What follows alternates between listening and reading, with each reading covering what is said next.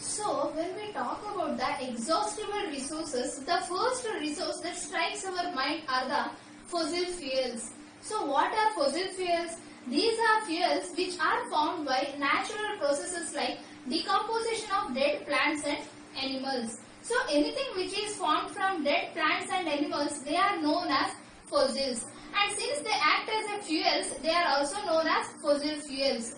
So, example of fossil fuels are coal, petroleum, natural gas.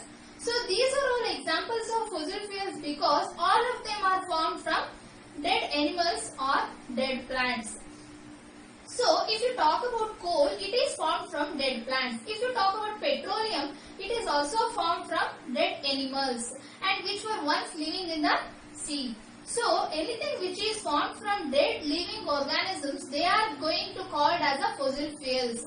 And so, in this lesson, we will talk about how coal was formed, how petroleum was formed and what are the components present inside the coal or petroleum. So, we will talk a little about them.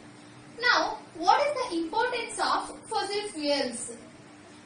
Why they are so important? Firstly, because they have important sources of energy. And now if you talk about any fossil fuel and if you talk about coal, you burn it, you will get a lot of energy. You will get a heat energy, you will get a light energy, and this energy is so much that is actually used to produce electricity. And if you talk about petrol or diesel, they also act as a good sources of energy. And domestic purposes, for example, for cooking we make use of the cylinders and which contain LPG. So the LPG is nothing but it is a product obtained from petroleum.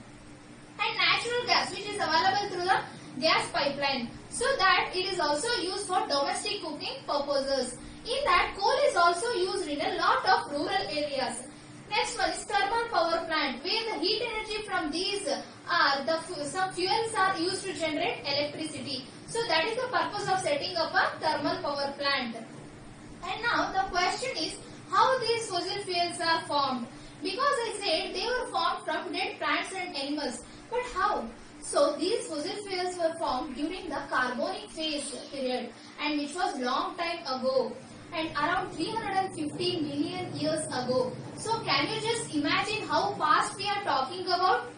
So millions and millions of years ago during the Carboniferous period. And why was that called Carboniferous period? Because of the role of carbon. So carbon was present in everything. So these fossil fuels are formed. What happened during that time was a lot of trees, plants, organisms and they started dying. So when they died, they went to the bottom of the oceans. And now during those periods, a huge portion of the earth was covered by water. And most of these dead plants or animals remains, they went to the bottom of the ocean over a period of time. And they formed a layer of spongy material called peat. And because as they went to the bottom, a lot of other things like sand, clay, stones, rocks, they started getting deposited over the dead remains. So after again a couple of years, what happened was those dead trees or trash domains, they formed a layer called peat. And this peat gradually as it got covered with more and more rocks, stones, sand and clay. And it got squeezed and it is something like if you leave something on a table, you leave a book on the table and on the top of the book you keep a lot of stuffs. So as you keep increasing those stuffs, the book tend to get squeezed. So the same thing happened here. So the peat got squeezed because a lot of other stuffs were actually coming upon. It is so gradually, and because when it started releasing water, however it happens with the sponge. So if you squeeze the sponge, the water goes out. So here also the same thing happened. The water started getting released and that is how under the influence of high temperature and high pressure. So these dead remains of plants and animals formed coal, petroleum and natural gas. So coal was primarily formed from the remains of dead plants and petroleum was formed from dead remains of animals. This transformation of dead plants or animals into coal or petroleum did not happen overnight. So it took millions of years to take for this transformation, to take this, and that's why we always say that these are exhaustible resources, because if the formation has actually taken these many years, so if we exhaust them so soon, then it will become difficult to form them again. So, however, even though the fossil fuels are a great source of energy, but they have certain disadvantages associated with them. And one is air pollution. Burning of fossil fuels causes a lot of air pollution. In fact, it releases a lot of harmful gases like carbon monoxide, and not only pollution, it also results and acts as a lot of harmful substances which are produced during burning of fossil fuels, and they remain in the atmosphere and they combine with the normal rain and form results as acid rain. So these acid rain contains several acidic oxides, and now this acid rain contains a lot of acidic oxides like carbon oxides, nitrogen and sulfur dioxides. And these oxides, they actually have a lot of adverse effects, not only on living organisms but on a lot of other things like monuments. So one such classic example of an adverse effect of acid rain is Taj Mahal.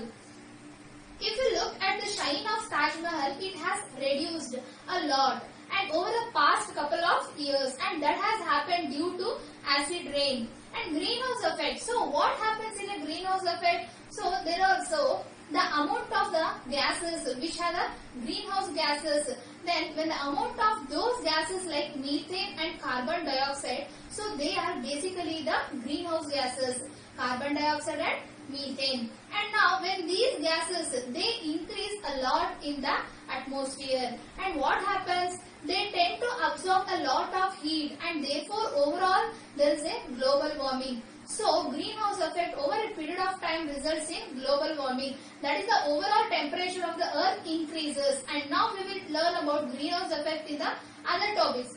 So here I will not get into the detail of this. But fossil fuels, when we burn fossil fuels more and more, carbon dioxide is added up to that much layer. So we are basically increasing the amount of greenhouse gas.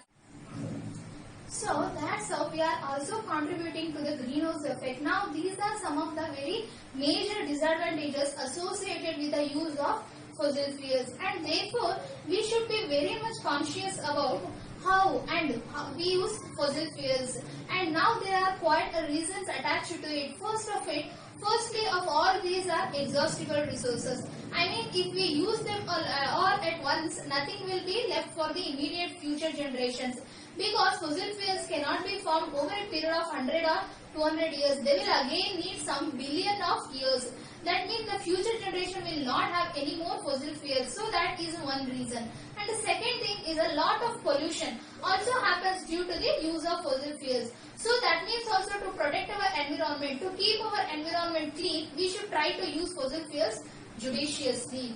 And so based on whatever we have discussed so far about fossil fuels, is what we conclude that resources like coal and petroleum should be used judiciously, so that they are left for our future generation. It is very similar to that example of the job of chocolates. So if the present generation, that is the students who are coming early, if they eat all the chocolates, then what will happen?